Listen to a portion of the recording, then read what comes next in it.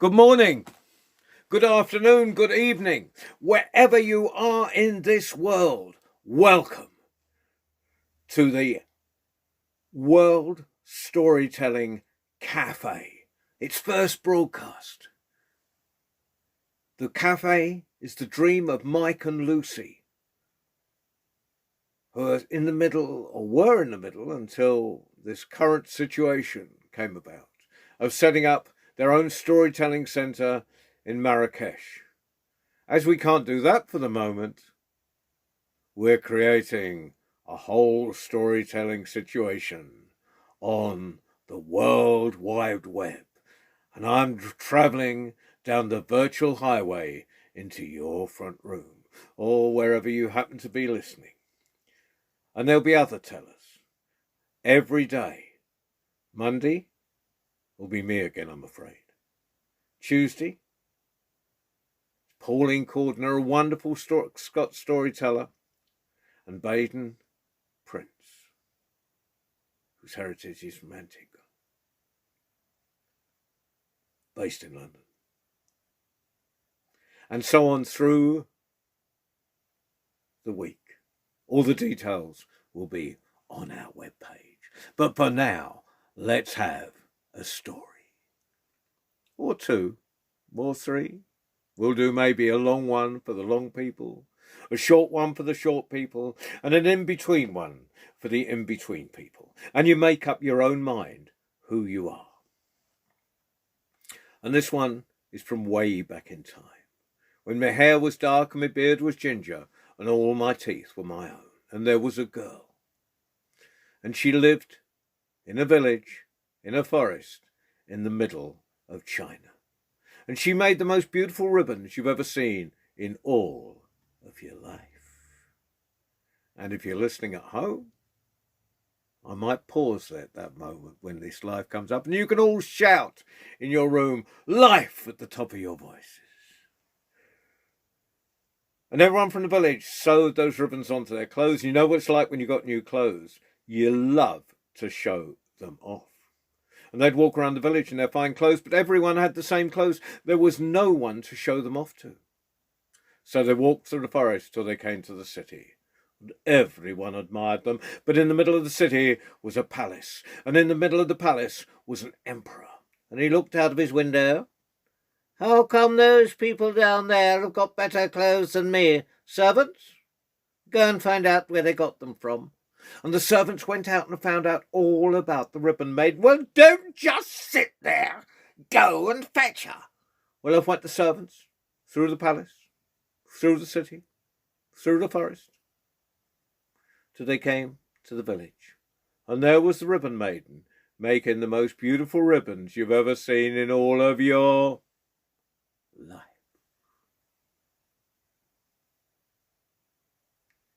"You go," said the servants. "The emperor wants to see you." "Well, I don't particularly want to see the emperor," said the ribbon maiden. She just carried on sewing. "You can't turn down invitations from the emperor." Well, they took her.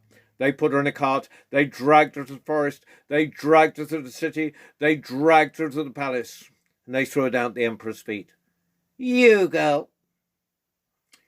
You will make me the finest ribbons you've ever made in all of your life." "Pardon," she said. "You think you can send your servants to my village, insist I come and see you, and when I refuse, have me put in a cart, drag through the forest, drag through the city, drag through the forest, turned down your feet and said, 'You girl, you will make the finest ribbons you've ever made in all of your life'? You must be joking. You can't talk to emperors like that." Well, he took her and he locked her in a room. "You girl, you got 7 days to sew me a live chicken. And if you can't sew me a live chicken in 7 days, it's off with your head."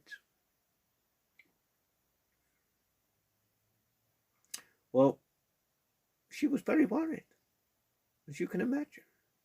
She thought she'd try, so she sewed and she sewed and she sewed and she sewed, and after 7 days there was the most beautiful embroidered chicken, but it was still an embroidered chicken, it wasn't alive, and she thought how lonely her body would be without a head on top of it. She cried, and a tear dropped on chicken. She bit her thumb, and a drop of blood dropped on chicken. Suddenly, there was a live chicken in the room. In walked the emperor. There you go, said. Live chicken. You didn't sew that, said the emperor. Someone brought that in for you with that. The chicken jumped up, back to his face, and jumped out the window. Right. 7 days to sew me a live peacock. I want no skimping. I want a big fantail. I want an eye on the end of every feather. If not, you know exactly what happens. Off with your head.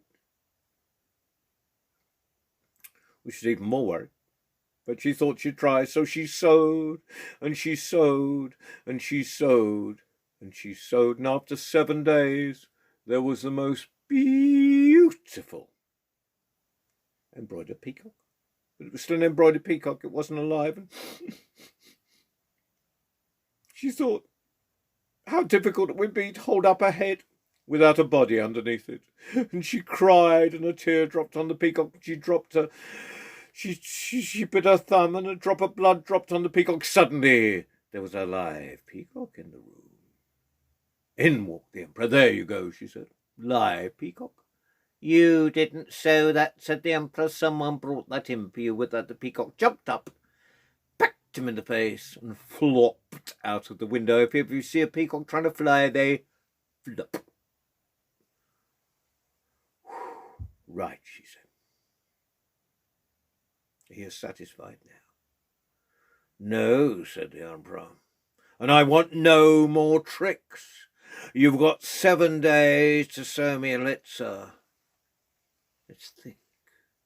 Something very difficult. A live dragon. No skimping. Want every little scale, little pointed tail, little wings. If not, you know exactly what happens. Off with your head. Well, she was even more worried, but she thought she'd try, so she sewed and she sewed and she sewed. At the end of 7 days, there was the most beautiful embroidered dragon. You know, like the ones you get in the back of silk dressing gowns. Only even better, but it was still an embroidered dragon. It wasn't alive. She thought about her head rolling across the room, ba-doing, ba-doing, ba-doing, ba-doing. She cried, and a tear dropped on the dragon, and she bit her thumb, and a drop of blood dropped on the dragon. Suddenly, there was a live dragon in the room. In walked the emperor, and before he had a chance to speak, the dragon breathed in, and the dragon breathed out. And you all know what happens when dragons breathe out. Fire.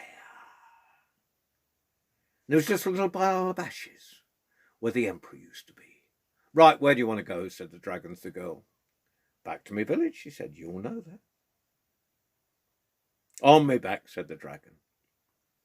And they flew out through the window. Once round the palace, twice round the palace. The dragon breathed in and the dragon breathed out. And there was a little pile of ashes where the palace used to be. But as they flew across the sky, the ribbon maiden was making the most beautiful ribbons of all different colours and throwing them into the air. And if you look up to the sky to this very day, if you're very lucky, you'll see a rainbow. And you'll know that's where the ribbon maiden was making her way home on the back of the dragon. Now, as this is a world storytelling cafe, and as in its physical manifestation it will be based in Marrakesh, it's only right that I should tell a story I learnt in Marrakesh. And it was a few years ago, and I was in the Clock Cafe in the Casbah, and there were storytellers. And amongst those storytellers was an old man who used to run all the storytellers on the square in Marrakesh, Ben Haj. And twice a week he would teach younger storytellers and pass on the tradition. And the Hajj and I sat down in the corner and we swapped stories. And a young storyteller, Moroccan storyteller, translated his from Arabic to English and mine from English to Arabic. And I told him a story of Duncan's. And he told me this story. And it's from way back in time. And the king of the ant. No, that's wrong. We're getting a little further ahead of ourselves. There was a king. And he loved stories. And he sent a proclamation out the way that kings do. Anyone who can come to my palace and tells me stories can have as much food as they want. Now, I know there's some storytellers out there. And I know if there's one thing we like, it's food. You know, whenever we get booked somewhere, we first ask how much they're paying us. And then we ask, are there food tickets? And it was like, so you can imagine just how many storytellers turned up at the palace. And the king loved it. Story after story after story, which is what you'll be able to listen to, actually. After a few days, after a few weeks of this, you'll be able to get any stories and storytellers from all over telling you stories. And that's the advantage of the World Storytelling Cafe. But right now, we're sitting with the ancient kings of Morocco. And we're sitting in this palace. And the stories have eaten him out of house and home. There was hardly a crumb left in the pantry. You can imagine. House full of storytellers, or a palace full of storytellers. And no limit on the amount of food they could eat. Or the king thought, I can't actually just go back on my word and say, I don't want storytellers anymore. He said, so what I'll do, I'll set them a task, an impossible task. And if they can't do it, well, as in the way of stories, it's off with their head. They sent out a proclamation. His next proclamation was, whoever can tell me a story without an end can sit here and continue to eat. But if they fail, if the story comes to an end, so does their life. It's off with their head. And I've got some spikes around the parapet of the palace. And those heads will be put on spikes.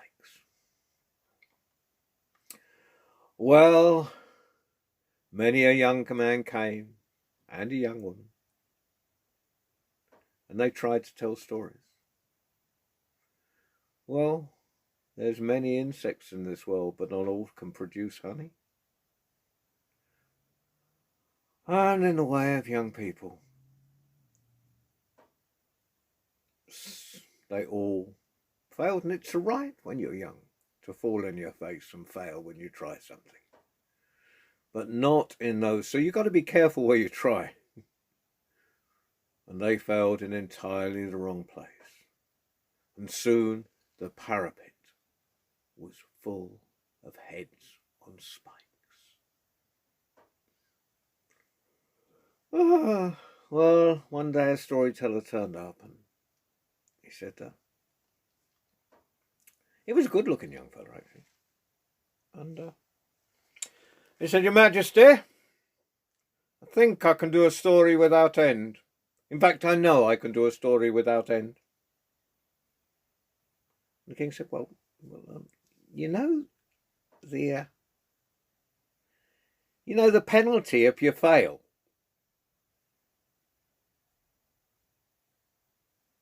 And he said, yeah. He said, you know, if you fail, you're going to have your head cut off and it's going to be put on a spike. And I've got one spare spike there I've been saving especially for you. Do you still want to try? And the storyteller said, yeah. Not only try, I'm going to succeed. And this was the story. Way back in time, when mountains were taller and rivers were deeper and forests were thicker, there was the king of the ants. And he was out with his great army of ants. And they were way, away, away, away from their anthill. And it started to rain harder and harder and harder and harder. And they were looking around for some shelter and they saw a cave. They went into the cave and gradually their eyes got accustomed to the dark. And there in front of them was a great mountain of wheat. And the king said, we really need to get this mountain of wheat back to the anthill. And so they waited till next morning when the sun was shining, and he turned to his 4 strongest soldiers, and he said, take 1 grain of wheat and carry it back to the anthill, and when you've done that, come back for another. Well, they hoisted a grain of wheat onto their little ant shoulders, and they started walking. And they faced many dangers. There were birds hovering about them. And we know there's a lot of birds that aren't vegetarian. They love their insects. And even the vegetarian birds liked a grain of wheat. But they managed to hide under leaves when they saw a bird. And then even when it rained and they got washed down a little stream, they got on a leaf and made a little leaf boat and floated down. They travelled for a day. They travelled for a week. They travelled for a month. And they travelled for a year and a day. And they got that grain of wheat back to the anthill. And they got back a little quicker. When they got back, the king said, take this 2nd grain and carry it back to the anthill. And they travelled for a day, and they travelled for a week, and they travelled for a month, and they travelled for a year and a day, and they'd faced many dangers, and they'd had many adventures. But they did get there, and they put that 2nd grain of wheat on the anthill, and they rode back. They ran back to the king, and the king of the ants said, take this 3rd grain of wheat and take it to the anthill. And they travelled for a day, and they travelled for a week, and they travelled for a month, and they travelled for a year and a day. And they put that 3rd grain of wheat, and they went back to the king. And the king said, take this. And at this point, the king in the palace turned to the storyteller and said, how long is it going to take to get through to the last grain of wheat? He said, oh, about a year, your majesty. And the king said, well, storyteller, come back in a year. And he came back in a year. And there was the last grain of wheat that was taken to the anthill. And those ants came back. And there, behind the mountain of wheat, was a mountain of rice. And the king of the ants said, take this grain of rice and carry it back to the anthill. And they travelled for a day, and they travelled for a week, and they travelled for a month, and they travelled for a year and a day. And they came back, and they did the 2nd and the 3rd, and it went on and on. And the king, hold on. How long is it going to take to get through this mountain of rice? About a year, your majesty. Come back in a year. The last grain of rice had been taken. And there, behind the grain of rice, was a mountain of lentils. And king says, well,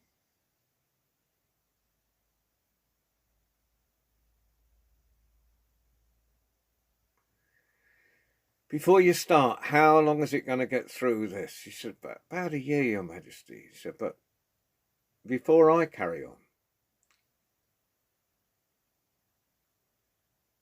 if I succeed, I want to marry your daughter. And the king says, that's not fair. He said, well, do you think it's fair to cut off all those storytellers' heads? And the king said, well, you've got a point.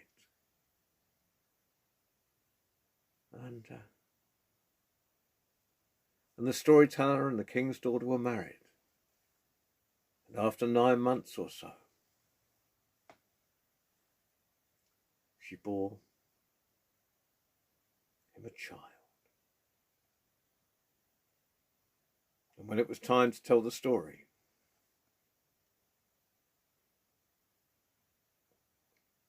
the king said, don't bother. I think you've won. Because it would hardly do for me to kill and cut off the head of my own grandchild's father. And they all breathed a huge sigh of relief.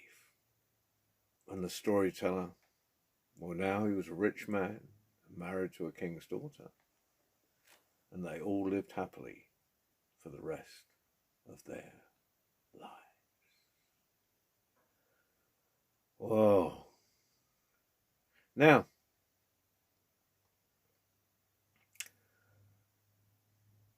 next week, there's going to be a wonderful storyteller from East Texas on, I'm not sure what day, but her name's Trudy Terry. So, I think I'm going to tell a story that she told me. She might even tell it next week, but it never hurts to hear the same story told by two tellers. And she lives out in the Texas-Louisiana border in a little town called Orange. The Sabine River flows down next to that little town. And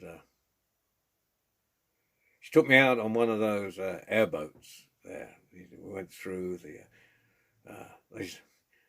and you know, like they used to give you corn to feed pigeons with in Trafalgar Square, there you can buy a bag of marshmallows to throw in the water.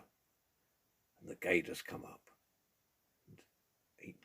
Alligators love marshmallows. So they come up, and they, you know, all the old boys know where the gators are. So you throw them and they say, don't you put your hand in the water, they'll think that's fresh chicken. But they come up and eat the marshmallows. And that's kind of, and the Sabine's full of lily pads. And smoke, you know. It's like something, you know. When I went there, I was living out all my road movies. And this is the story that Trudy told me. It's about a chicken called Jose. Now, Jose is only a little fella. He'd never been allowed out of the house by himself. And it's a very worrying time for parents to know when they can first let their children out of the house by themselves. If you thought, well, it's his cousin's wedding on the far side of town. Maybe I should just dress him up in his best white feather suit and polish his beard and let him go there all by himself. There's not much trouble he can get in on the way. But, so, she dressed him up in his best white feather suit. She polished his beak. He said, whatever you do, don't talk to anyone on the way. And don't stop for anything. And he promised, and you know what it's like with promises. So he's going down the road and he's singing at the top of his voice. Now, Jose had the worst voice in the whole world. Whenever he sang, the insects put their fingers in their ears and the birds put their wings over their heads. And he was singing top of his voice. Insects had their fingers in their ears, and the birds had their wings over their heads, when he saw in front of him a big, fat, juicy caterpillar. And if there's one thing chickens like, it's big, fat, juicy caterpillars. But he remembered what he'd promised his mum. He carried on down the road, singing top of his voice. Insects had their fingers in their ears, and the birds had their wings over their heads. When he saw in front of him a big, fat, juicy grasshopper. And if there's one thing chickens like more than big, fat, juicy caterpillars, it's big, fat, juicy grasshoppers. But he remembered what he promised his mum, and he carried on down the road. Singing top of his voice, insects had their fingers in their ears, birds had their wings over their heads. When crossing in front of him was a big, fat, well, it wasn't actually crossing, it was just there. It was a berry bush full of big, fat, juicy, red berries. And if there's one thing chickens like more than big, fat, juicy caterpillars, it's big, fat, juicy, and big, fat, juicy grasshoppers. It's big, fat, juicy, red berries. And he thought, just one. And he leant forward and he ate just one. Well, at this point, I'm not entirely sure that the story is true, because you and I know that if you're wearing white and you eat red, it will drip down. But there wasn't one drop of berry juice on his white feather suit, so he had another, and another, and another. Now, I know lots of you out there will have had a box of chocolates, and you would have intended to put some away for later, but when you go, the box is completely empty. And some of you would have, when you were younger, obviously, taken the wrappings and put them back in and pretended there were still chocolates there, and then you can blame your brothers and sisters. And it was just like that with Jose. When he had finished, there wasn't one berry left on that bush, and there was still no berry juice down his front. And he's going down the road and he's singing top of his voice, and his insects got their fingers in their ears, and the birds have got their wings over their heads. When he got bored with that, and he played that game where you go cross-eyed by looking at the end of your nose. He had a beak. It was so much simpler. And he looked at the end. Ah! His beak was covered in red berry juice. He thought, oh no, I'm in terrible trouble. So he went to the grass. And Jose said to the grass, he said, grass, grass, wave in the wind and wipe the berry juice off my beak, or I'm going to be in big trouble. And the grass turned around and said, no way, Jose. So he went to the sheep. He went, sheep, sheep, eat grass, grass won't wave in the wind and wipe the berry juice off my beak, and I'm going to be in big trouble. And the sheep went, no way, Jose. So he went to the wolf. He went, wolf, wolf, chase sheep, sheep won't eat grass, grass won't wave in the wind and wipe the berry juice off my beak, and I'm going to be in big trouble. The wolf went, no way, Jose. So he went to the dog. He said, dog, dog, bite, wolf, wolf won't chase sheep, sheep won't eat grass, grass won't wave in the wind and wipe the berry juice off my beak, and I'm going to be in big trouble. Whew. And the dog went, no way, Jose. So he went to the man. He went, man, man, beat dog, dog won't bite, wolf, wolf won't chase sheep, sheep won't eat grass, grass won't wave in the wind and wipe the berry juice off my beak, and I'm going to be in big trouble. Now the man liked chicken. He liked an egg for breakfast. So he looked at Jose and said, okay, Jose. So the man began to beat the dog began to bite the wolf began to chase sheep began to eat the grass began to wave in the wind and wipe the berry juice off of Jose's beak, and he wasn't in big trouble. And he started running to the chapel.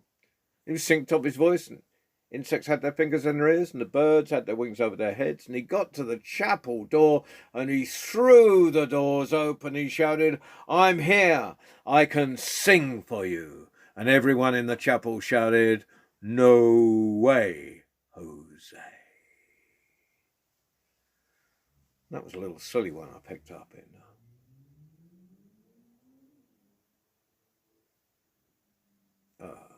Texas.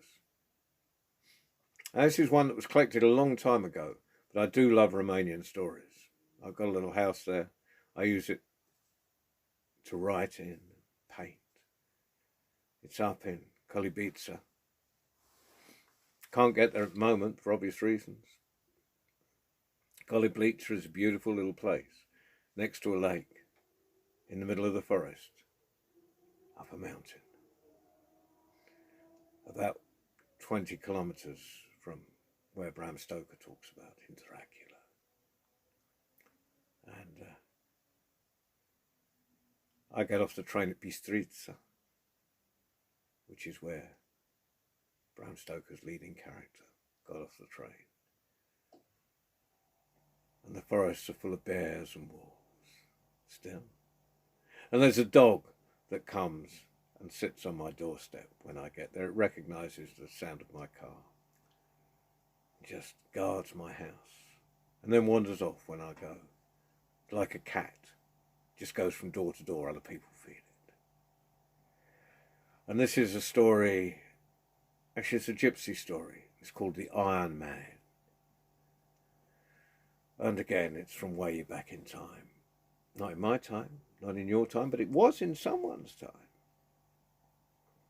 And there were 3 sons and a king. And the sons grew, and it was, and the king is getting a bit, he's getting a bit low on his funds. And so he wants his sons to make a good marriage, because in those days, when you got married, the bride came with a dowry. So he gave a spear to each of his sons. And he said, throw this spear. Wherever it lands, there will be the girl you'll marry. And the eldest son took the spear in his hand. He threw that spear, and it landed in the garden of the Red Emperor. Fantastic! The Red Emperor was so rich. He'd be sending ox carts full of gold with his daughter. Oh man, the king was incredibly happy, and he turned to his second son and he gave him a spear, and he threw that spear and it landed in the garden of the Red King. Even better. Oh dear, I'm going to be so rich. I've just got my youngest son. If he can do a good job, I'm not going to have to worry for the rest of my life. And he gave his youngest son the spear, and the youngest son put his arm back and he threw that spear, and it landed in the middle of a swamp. Useless boy, get out of my palace and never darken my doorstep again. Well, the poor boy went. And he built a little hut in the middle of the swamp, and he went fishing every day. And he led some traps, and he got some food, and he was quite a skilled young fella. And he ate well. And he was quite tidy in his little hut. He threw the bones in the corner. He didn't just throw them all around the floor. There was a little bone pile in the corner. And civilized enough. But one day he came back, and there was a table. And there was a cloth on that table. And there was cutlery. And there were plates. And there was food prepared on the plates. And there was no one there.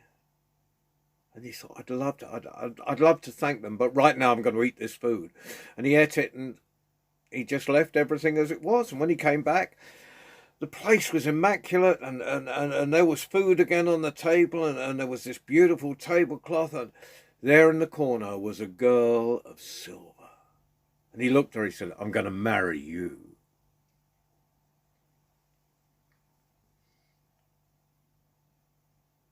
And they were married. He was very proud of her. She was beautiful, and she could do so much. She just flicked her fingers, and there was food. I don't think she actually prepared herself. There was some magical process. Everyone would like a kitchen like that. One day he turned to her, he said, I'm going to introduce you to my father. I'm not sure this is such a good idea, she said. No, I'm going to introduce my father. Now, you know, we're very bad at taking any notice of our partners whatsoever. And I'm just going to try and get a little more light into the establishment. There we go. I hope so. I hope that works. Right. There we go. We're live. Well, they went to her father, and her father looked at her and thought, you are gorgeous. In fact, I've been a widower that long that I could do with a new wife, a new queen. But you're married to my son. I need to get rid of my son. I can't just kill him. I mean, even for a harsh king like me, that's a little too harsh. But if I give him a task and he can't complete that task, then I will be justified in cutting off his head. This is a bit of a decapitation set, isn't it? So here, he said, son, he said, you got 7 days to bring me a cabbage big enough to feed my whole army. If not, you know exactly what happens. Off with your head. Well, the boy went running back and tells his wife, he said, wife, I've got 7 days to bring the king a cabbage big enough to feed his whole army. She said, I told you that it wasn't a good idea to introduce me. He said, but you're my husband, I've got to help. I've got a brother. He's the Iron Man. He'll know what to do. So she called her brother, and the brother told the boy to get some oxen and some chains, and they went and they found a cabbage. This wasn't any ordinary cabbage. This wasn't a cabbage that took up a whole shelf in the kitchen. This wasn't a cabbage that took up a whole room. This wasn't a cabbage bigger than a caravan. This was a cabbage big enough to feed 2 of the king's army. So they put chains round it, and they got the team of oxen, and they pulled and they pulled and they pulled that cabbage, and they put it in front of the palace, and half it fed the king's army. And he thought, what have I got to do to get rid of this boy? I know. Boy, I want you to bring me the ring I gave your mother when I first met her.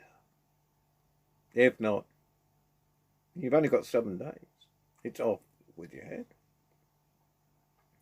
But how am I going to do that? He said, my mother has been dead these 12 years. And the ring will be on her finger. Not my problem, said the king. I've given you the task. And if you can't complete it, you know what happens. Well, he went to his wife, and his wife got the brother, and the brother said, bring me 2 spurred cockerels. And they rode off on them. And on the way they passed 2 cows. And one cow was grazing on sand, but it was fat and healthy. And the other was grazing on grass, and it was as thin as my stick. And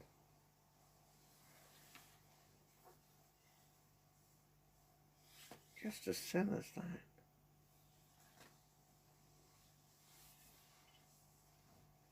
Ribs sticking out, bit of mange, bits of fur missing. And the boy turned to the Iron Man and said, this is very strange. Give me an explanation. And he said, I will on the way back. And they carried on riding until they came to the land of the dead. And there was the dead all dancing. I quite like the idea of the afterlife being a big party. And there was his mother.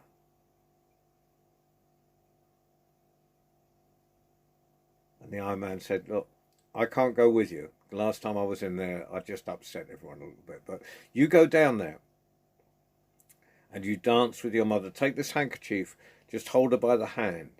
Don't let her hug you or you'll never come out again. And